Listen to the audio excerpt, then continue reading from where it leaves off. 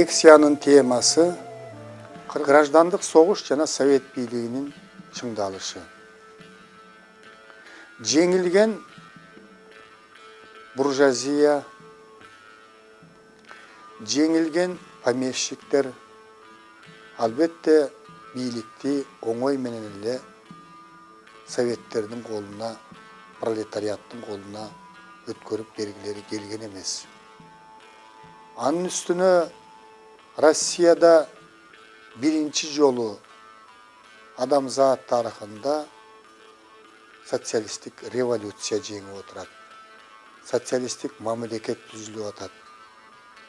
Жумушчу дыйкандардын, эмгекчи элдин кызыкчылыгын көздөгөн, коргогон өкмөт түзүлүп атат.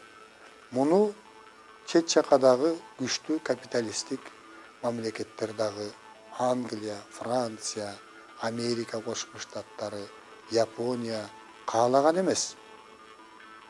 Муну ошондуктан контрреволюциялык күчтөргө алар дагы колунан келишинче, мүмкүндүк болушунча жардам берип, ушул Россиядагы совет бийлигин жок кылууга аракет кылышкан. Россиянын ичиндеги контрреволюциячыл күчтөр ошол империалисттик мамлекеттердин жардамына таянып, бийликти кайра колуна алууга болгон мүмкүнчүлүктөрүн жумшаган. Ошентип 18-жылдын орто ченинен баштап Россия мамлекетинде, советтик Россияда, анын региондорунда граждандык согуш башталат. Бул граждандык согуш 20-жылдын аягына чейин созулган. Граждандык согуш Россиянын борбордук бөлүгүндө дагы айыгышкан мүнөздө өтүп, куралдуу кагылышуулар күчөп, ал тургай армиялар түзүлүп, бул чоң элге чоң кайгы, капа, кыйынчылыктарды алып келген. Граждандык согуш Түркистанда дагы, анын ичинен Кыргызстанда дагы курч мүнөздө өткөн. Түркистандагы граждандык согуштун курч мүнөздө болушуна ошол мезгилде Жети суу фронтунун түзүлүшү, Закаспий фронтунун түзүлүшү, Ак Төбө фронтунун түзүлүшү, ушундай 3 фронттун Түркистан крайында түзүлгөндүгүнүн өзү эле граждандык согуштун кандай мүнөздө болгондугу жөнүндө кабар берет. Жергиликтүү эл дагы совет бийлигинин максатын жакшы түшүнүп калгандыктан, совет бийлиги элдин кызыкчылыгын көздөй тургандыгын билгендиктен, ушул граждандык согушта совет бийлигин коргоого болгон мүмкүнчүлүктөрүн жумшаган. Кыргыздардын ичинен дагы ыктыярдуу түрдө кызыл аскерлердин топторуна мүчө болгондор, ыктыярдуу түрдө аскерге катталгандардын саны көбөйгөн. Кыргыз элинин ичинен ушул Юсуп Абдрахманов, Күчүков, Осмонбеков, Орозалиев өңдүү мыкты кызыл командирлер чыккан.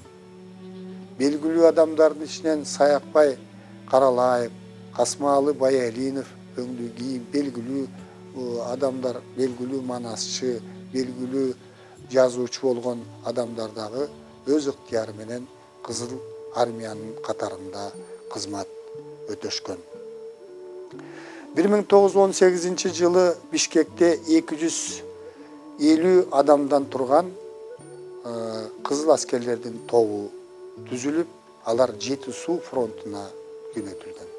Кийинчерээк бул түзүлгөн аскердик бөлүм Бишкектин 1-чи полку деп кайрадан аталып, ага белгилүү кызыл командир Лагуненко жетекчилик кылган. Бишкектин айланасында контрреволюциячыл козголоң 1-чи жолу ушул азыркы Сокулук жергесиндеги Ак сууда, Беловодскийде чыккан. Анткени бул жерге орус дыйкандары жайгашкан чоң кыштак болгон. Бай орус дыйкандары совет бийлигине каршы козголоң уюштурууга жетишкен. Бул козголоң 18-жылы 7-декабрда ошол Беловодский кыштагында башталган.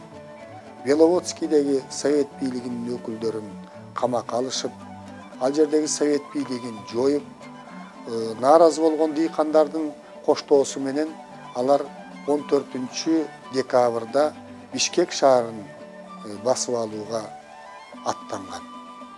Бишкектеги Кызыл гвардиянын бөлүктөрү аларды азыркы Манас проспектиси же болсо Белинский көчөсү, тагыраак айтканда мына филармония жайгашкан жерден тоскон. Эки тараптан тең катуу атышуулардын натыйжасында адамдар курман болгон. Алар ушу Бишкек шаарын курчоого алып, акырындык менен Бишкектеги бийликти, совет бийлигин жоёбуз деген максатты көздөгөн. Алардын ушул козголоңун басыш үчүн Жети суу фронтунда согушуп аткан 1-Бишкек полкун кайрадан ушул Бишкекти көздөй жөнөткөн. Ошол жөө жүрүп отуруп 9 суткада Бишкек полкунун аскерлери Логвиненконун жетекчилиги менен 9 суткада 600 километр жерди жөө басып, анан кийин Бишкекке келип, ошол козголоңчуларга сокку урган. 23-декабрда ушул Бишкек полку менен козголоңчулардын ортосунда катуу кармашуулар болуп, бул 29-декабрга чейин созулган. Натыйжада Бишкек уезди козголоңчулардан толук бошотулган. Азыркы мезгилде мына студенттер өзүңөр көрүп жүрөсүңөр, Дуб паркында Кызыл гвардиячылардын коюлган көрүстөнү бар. Ал жерге атайын эстелик орнотулган, ошолор пайдаланган замбиректер коюлган. Ошол жерге ушул Ак суу козголоңун басууда курман болгон Кызыл гвардиячыларынын бир тобунун сөөктөрү коюлган. 1919-жылы июль айынын башында чоң козголоң түп кыштагында, Ысык көлдүн түп кыштагында болот. Анткени түптө дагы Россиядан келген дыйкандардын байларынын чоң тобу жашаган. Алар да совет бийлигинин орношуна каршы болгон. Совет бийлиги алар ээлеп турган жерлерди дыйкандарга бөлүп берет деген кабарды угушкан. Помещиктердин жерлери конфискацияланат деген кабарды угушкан. Ошондуктан чоң козголоң чыгарышып, түптөгү совет бийлигин жоюп, алар Пржевальский шаарындагы совет бийлигин жоюш үчүн 20-июльда Пржевальский шаарын курчоого алган. Бир жума курчоодо турган. Пржевальскийдеги совет бийлигин жактагандар, коргоочулар дагы болгон мүмкүнчүлүктөрүн жумшап, совет бийлигин коргогонго, душманды Пржевальский шаарына киргизбегенге аракет кылган. Анан ал жака дагы токмоктон Верныйдан кызыл аскерлер барып, 26-27 июльдарда ошол Пржевальскийдеги козголоңчулардын күрөшүн баскан. Түркүстанда совет бийлигин чыңдоо үчүн совет өкмөтү 1919-жылы 14-августта Түркістан фронтун түзгөн. Түркістан фронтуна ушул Түркістанда согушуп аткан бардык кызыл аскерлер, аскер бөлүктөрү баш ийген. Мунун башкы командачысы болуп биздин жердешибиз Михаил Васильевич Фрунзе дайындалган. Фрунзе жергиликтүү калктын каада салтын, психологиясын жакшы түшүнгөн. Совет бийлигин чыңдоо үчүн болгон күчүн жумшаган, ал кыргыздарга абдан ишенген. Ошондуктан кыргыз менен казактардан бириктирип 1920 жылы атайын өзгөчө кыргыздардын атчандар полкун, атчандар бригадасын түзгөн. Бул атчандар бригадасы совет бийлигинин чыңоого өзгөчө салмышкан. Буга чейин эле ушул Наманган уездинде Арстаналы Осмонбеков, Нуркул Орозалиевтер дагы кыргыздардан өзүнчө бир аскердик бөлүктөрдү түзүп, совет бийлигине каршы күрөшкөндөрдү баскан. Ошол түштүктө Дыйкандар армиясы деген жакшы тилек менен Дыйкандар армиясы түзүлгөн эле. Ошого негизинен карапайым эле дыйкандар, малчылар, жергиликтүү элдин өкүлдөрү күчө болушкан. Бирок анын командири мурдагы ак гвардиячыл Монстров деген аскер жетекчиси акырындык менен агитация жүргүзүп отуруп, ошол армияны совет бийлигине каршы бурууга аракет кылган, өзүнчө Кокон автономиясы деген мамлекет түзгөнгө аракет кылган. Ал ошол Кыргызстандын түштүгүндө кеңири жайылып кеткен басмачылар кыймылы менен байланыш түзүп, өзгөчө жанагы басмачылардын белгилүү корбашчысы Мадаминбек менен ынтымакта болуп, совет бийлигин жок кылууга аракет кылган. Ушул жерден басмачылар кыймылы жөнүндө дагы айта кетишибиз керек. Орто Азиядагы тап күрөшүнүн бир формасы граждандык согуш мезгилинде бул басмачылардын кыймылы болгон. Басмачылардын кыймылы совет доорунда бир беткей бул реакциячыл кыймыл катарында бааланып, өзүнүн советтик тарыхнамада орун тапкан. Кийинки мезгилде басмачылар кыймылын сын көз менен кароо жөнүндө дагы сунуштар болуп атат. Басмачылар кыймылын улуттук боштондук күрөш катарында дагы карагандар бар. Мисалы, коңшулаш Өзбекстанда басмачылар кыймылын прогрессивдүү улуттук боштондук кыймылы катарында баа берилип, ошол мезгилдеги Өзбекстандын аймагында басмачылык кыймылды жетектеген корбашлардын баардыгын тең улуттук баатыр катарында жарыялап жиберишти. Бирок бул басмачыларга баа берүүдө Кыргызстандын окумуштуулары андай бир жактуулуктан алыс. Басмачылар адегенде Кыргызстандын окумуштуулары басмачылардын кыймылын эки мезгилге бөлүп карашат. Башталышында басмачылардын кыймылында улуттук боштондук мүнөз болгон, жергиликтүү элдин кызыкчылыгын коргоо максаты болгон, жергиликтүү элдердин кызыкчылыгы тепселип атат. Ошондуктан биз жергиликтүү элдин кызыкчыларын ар тараптуу колдойбуз деген. Ошон үчүн жергиликтүү элдерден чыккан дыйкандар, малчылар, карапайым элдер басмачылардын кыймылына катышып, ошолордун буйруктарын аткарган. Бирок кийинчерээк совет бийлигине каршы күрөштө ошол басмачылардын отряддары карапайым элдерди өлтүрө баштаган. Карапайым элдердин айылдарын талап тоноп өрттөй баштаган. Жумушчуларды кармап алып, аларды мыкаачылык менен өлтүргөн учурлары көп болгон. Ошондуктан басмачылар кыймылын бир беткей эле улуттук боштондук күрөш деп баалабастан, кийинки мезгилде бул реакциячыл кыймыл болгон деген тиянак азыркы мезгилдеги кыргыз тарыхнамасында үстөмдүк кылып келүүдө.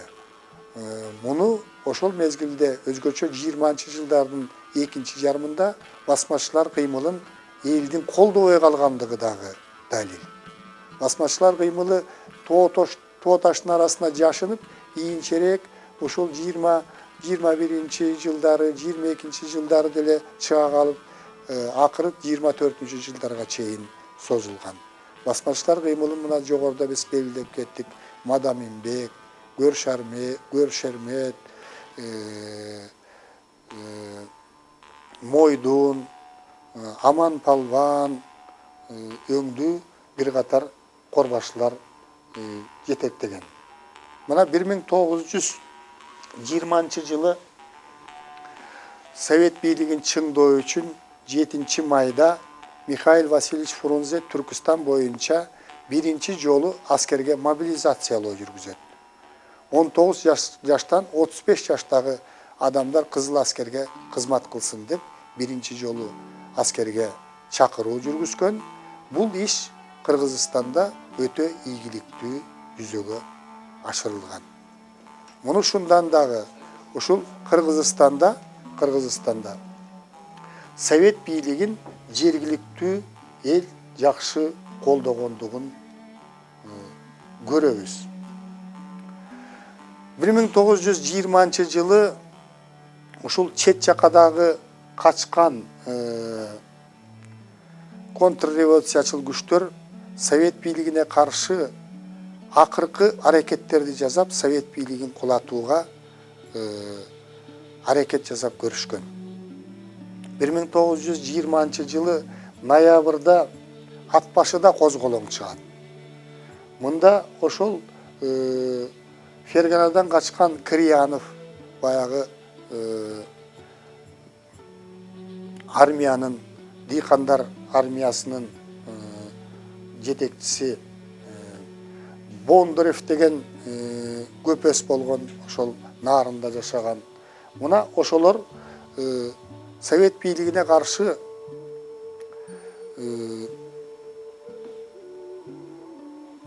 козголоң уюштурушуп, ат башыдан Нарынга келишип, Нарындагы советтик кызматкерлердин баарын камакка алып, бир тобун өлтүрүп, ал жердеги аскердик бөлүктөрдү куралсыздандырып, андан кийин ушул Бишкектеги жана Токмоктогу Совет бийлигин жоёбуз, талкалайбыз деген максатта Долондун белин ашып, бул тарапка багыт алышкан.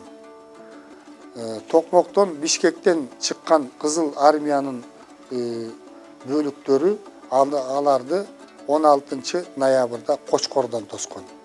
Кочкордон эки тараптан катуу салгылашуу болуп, салгылашуунун натыйжасында Криянов баш болгон, Бондарев баш болгон козголоңчулардын аскери талкаланган, өлгөндөн калганы Кытайга качкан. Ошентип 1918-жылы башталган граждандык согуш 20-жылдын аягына чейин созулуп, натыйжада Совет бийлигин жактаган күчтөр козголоңчуларды, контрреволюциячыл күчтөрдү талкалаган. Кыргыз жергесине дагы ошентип советтик курулушту жүзөгө ашыруу үчүн тынчтык орногон.